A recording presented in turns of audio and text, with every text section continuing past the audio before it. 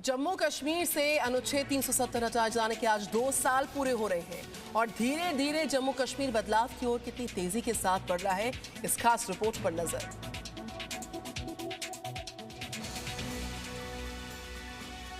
जम्मू कश्मीर से अनुच्छेद 370 हटाए जाने के आज 2 साल पूरे हो रहे हैं। किसी विरोध प्रदर्शन या आतंकी हमले की आशंका को देखते हुए जम्मू और श्रीनगर समेत राज्य के कई हिस्सों में विशेष सुरक्षा इंतजाम रहेंगे।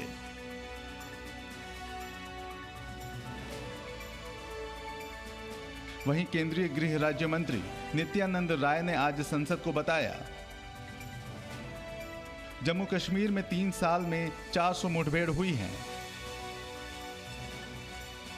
इन मुठभेड़ों में 630 आतंकवादी मारे गए हैं। 3 साल में सुरक्षा बलों के 85 जवान शहीद हुए हैं। जम्मू कश्मीर में इस महीने आतंकियों के एनकाउंटर में तेजी आई है।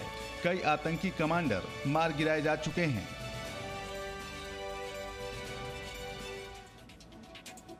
दिल्ली में 9 साल की बच्ची से रेप और हत्या के मामले में कल राहुल गांधी परिवार से मुलाकात करने गए थे और मुलाकात के बाद बच्चे के परिवार की तस्वीरें राहुल गांधी और कांग्रेस पार्टी के ट्विटर हैंडल से शेयर हुई। इसको लेकर सियासत बहुत तेज है। दिल्ली में 9 साल की बच्ची के रेप और हत्या मामले में राजनीति पर कांग्रेस सांसद राहुल गांधी विवादों में घिर गए हैं। राहुल गांधी ने कल बच्ची के परिवार से मुलाकात की। इसके बाद बच्ची के परिवार की तस्वीरें राहुल गांधी और कांग्रेस पार्टी के ट्विटर हैंडल से शेयर कर दी गई। जब तक उनको न्याय नहीं मिलेगा तब तक राहुल गांधी उनके साथ खड़ा है। बीजेपी ने बच्ची के परिवार की पहचान जाहिर करने पर कड़ा ऐतराज किया और राहुल गांधी पर पॉक्सो और जुवेनाइल एक्ट के तहत केस दर्ज करने की मांग की। बीजेपी ने राहुल गांधी से ये भी पूछा कि राजस्थान पंजाब में रेप हुए तो वो वहां क्यों नहीं गए। पीड़ित परिवार से दिल्ली के सीएम अरविंद केजरीवाल भी मिले। बच्ची के परिवार की पहचान उजागर करने के मामले में एनसीपीसीआर ने संज्ञान लेते हुए ट्विटर इंडिया को नोटिस जारी कर राहुल गांधी के ट्विटर हैंडल के विरुद्ध कार्रवाई करने और पोस्ट हटाने के लिए नोटिस जारी किया है। रेप के बाद बच्ची की हत्या करने के आरोप में पुलिस ने 4 आरोपियों को गिरफ्तार किया है। आइए आगे बढ़ते हैं। राम मंदिर के भूमि पूजन के आज 1 साल पूरा हो रहा है और श्री राम मंदिर के गर्भगृह का निर्माण कार्य दिसंबर 2023 तक पूरा होने की पूरी उम्मीद है। 1 साल पूरे होने पर सीएम योगी आदित्यनाथ आज अयोध्या में रामलला के दर्शन करेंगे और विशेष अनुष्ठानों का हिस्सा होंगे।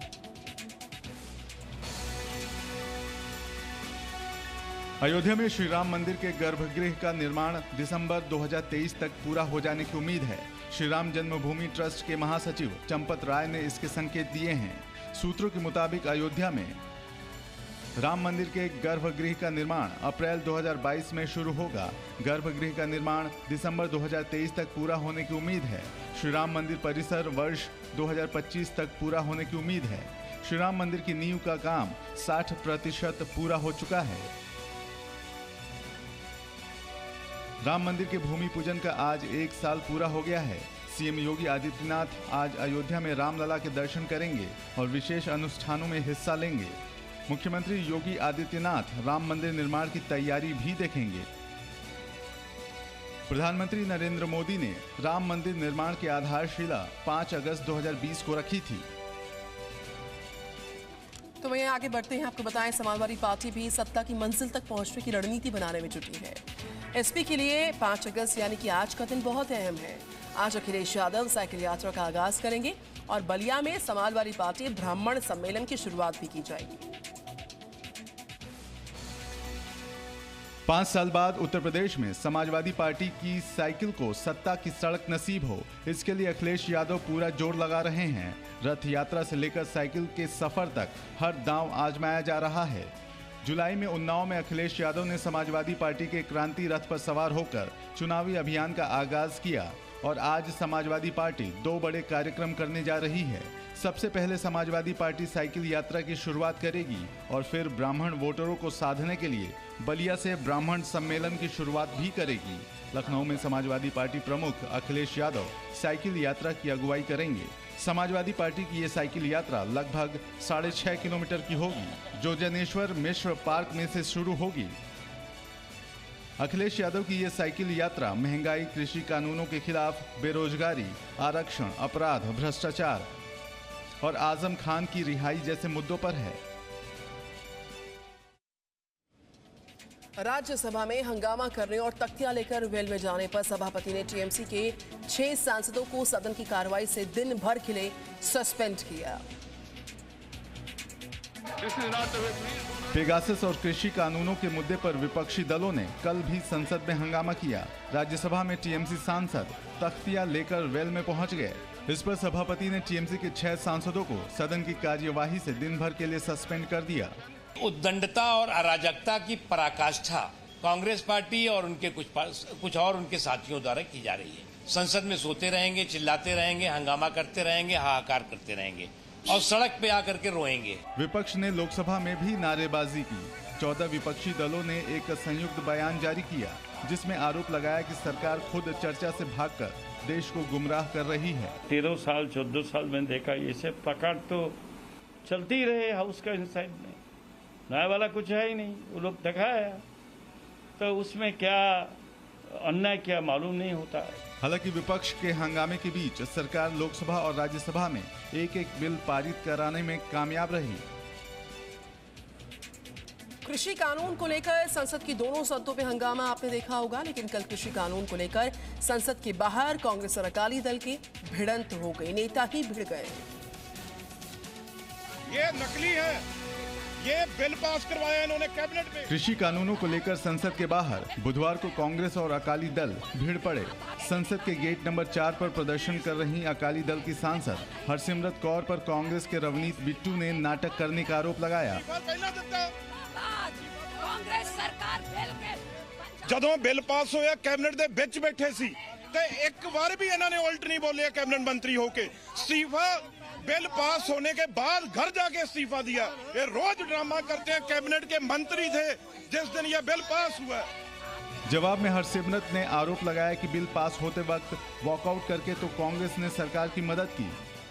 ये पार्टी ने वॉकआउट करके किसान के बिल पास करने में मदद करी, बिल्कुल नहीं दिया। कृषि कानूनों के खिलाफ अकाली दल कई दिन से संसद के गेट पर प्रदर्शन कर रहा है। कांग्रेस ने हाल ही में प्रदर्शन शुरू किया है।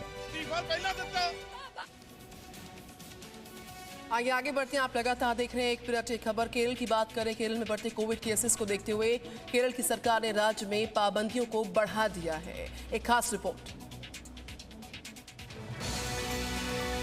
स्वास्थ्य मंत्रालय ने कोरोना के बढ़ते मामलों पर केरल सरकार को अलर्ट किया है और राज्य सरकार को घर घर टेस्टिंग करने, कंटेनमेंट जोन बढ़ाने के निर्देश दिए हैं, जिसके बाद केरल सरकार ने कोरोना के बढ़ते मामलों के बीच नई गाइडलाइन जारी की है। सप्ताह में 6 दिन दुकानें सुबह 7 बजे से रात 9 बजे तक खुली रहेंगी। रविवार के दिन संपूर्ण लॉकडाउन रहेगा। 15 और 22 अगस्त यानी स्वतंत्रता दिवस और ओणम त्योहार के दिन दुकानें खुली रहेंगी। पूजा स्थलों पर 40 से अधिक लोग शामिल नहीं हो सकते हैं। शादियों और अंतिम संस्कार में 20 लोगों को ही शामिल होने की इजाजत है। मध्य प्रदेश की बात करें और पश्चिम बंगाल के कई सारे जिलों में बाढ़ का कहर, बाढ़ का प्रकोप देखा जा रहा। लोगों को बाढ़ से बचाने के लिए रेस्क्यू ऑपरेशन तेजी के साथ युद्ध स्तर पर जारी। पीएम ने मध्य प्रदेश, पश्चिम बंगाल में जो बाढ़ से मरने वाले परिवार हैं और उनकी सहायता के लिए यहाँ पर 2-2 लाख रुपए और घायलों को 50-50 हजार रुपए के मुआवजे का ऐलान किया। मध्य प्रदेश में लगातार हो रही बारिश से कई जिले बाढ़ की चपेट में हैं। सड़क, घर, गांव सब जलमग्न हो गए हैं। बाढ़ की वजह से जनजीवन अस्त व्यस्त हो गया है। एमपी के दतिया में राज्य के गृह मंत्री नरोत्तम मिश्रा ने खुद हेलीकॉप्टर में बैठकर रेस्क्यू ऑपरेशन में हिस्सा लिया और कई लोगों को सुरक्षित जगह पहुंचाया। मध्य प्रदेश में सबसे ज्यादा प्रभावित दतिया, मुरैना और शिवपुरी है, जहां वायुसेना और एनडीआरएफ की टीमें लगातार रेस्क्यू ऑपरेशन चला रही हैं। पश्चिम बंगाल में बाढ़ से कई जिले प्रभावित हुए हैं।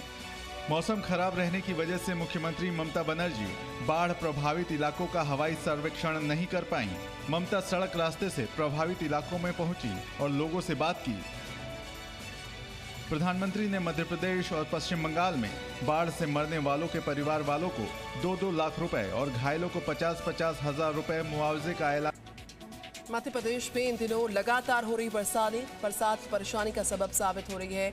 नदियां रौद्र रूप ले चुकी हैं, लगातार उफान पर है। मध्य प्रदेश में सबसे ज्यादा खतरनाक हालातों चंबल नदी के आसपास के इलाकों के हैं।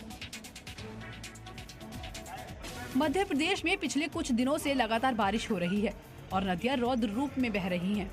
ये दतिया की तस्वीर है। सिंध नदी का जलस्तर खतरे के निशान से ऊपर पहुंच गया। पानी का बहाव इतना तेज हो गया कि अपने साथ सब कुछ बहा ले गया और दतिया में हुआ भी कुछ ऐसा ही। देखते ही देखते नदी के तेज बहाव के साथ सिंध नदी पर बना ये पुल टूटकर बह गया। तस्वीरें डरावनी हैं। उफान पर आई नदियां तबाही ला रही हैं। पुल के टूटने से भारी नुकसान हुआ है। गनीमत ये थी कि बढ़ते जलस्तर की वजह से ये रास्ता बंद कर दिया गया था। ये सिंध नदी पर बना सबसे बड़ा ब्रिज था, जिसकी वजह से भिंड और इटावा को जोड़ने वाला रास्ता बाधित हो गया। बाढ़ के हालातों को देखते हुए एहतियातन कई गांवों को खाली कराया गया। मध्य प्रदेश में सबसे ज्यादा खतरनाक स्थिति चंबल नदी के आसपास बसे इलाकों में है। मुरैना में चंबल नदी खतरे के निशान से करीब 5 मीटर ऊपर बह रही है। इस आंकड़े से आप अंदाजा लगा सकते हैं कि यहाँ क्या हालात हो सकते हैं। पानी निचले इलाकों में भर चुका है। Presenting B News app available on Google Play and App Store. Download it now.